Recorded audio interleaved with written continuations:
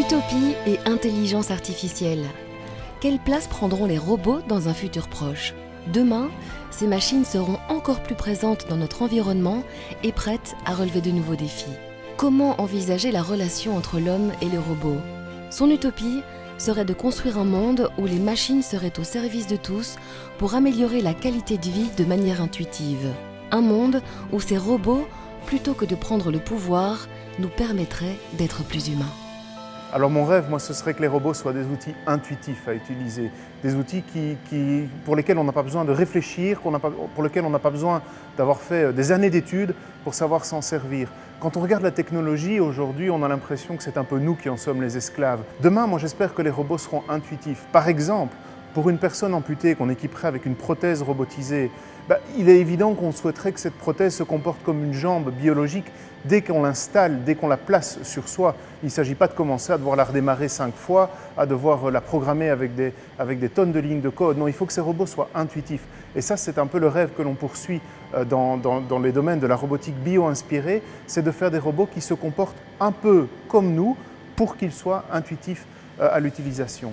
Mais ce que j'espère aussi, c'est que les robots ne nous empêcheront pas de continuer à être des êtres humains, que les robots restent des robots et que nous restions des êtres humains. Je ne suis pas favorable à ce que la frontière entre les deux disparaisse et s'évanouisse.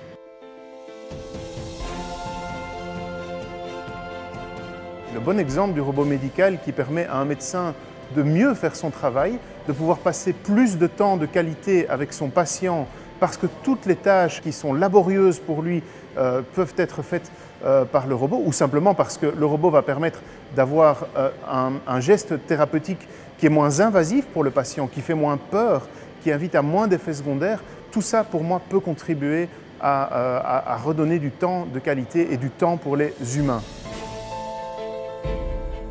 La grande chance de l'université, c'est qu'on peut faire de la recherche à risque. On n'a pas besoin, dans notre recherche, d'avoir un profit immédiat dans l'année ou dans les 2 années qui suivent nos projets. On peut risquer des choses, on peut suivre des chemins pour lesquels le succès n'est pas garanti.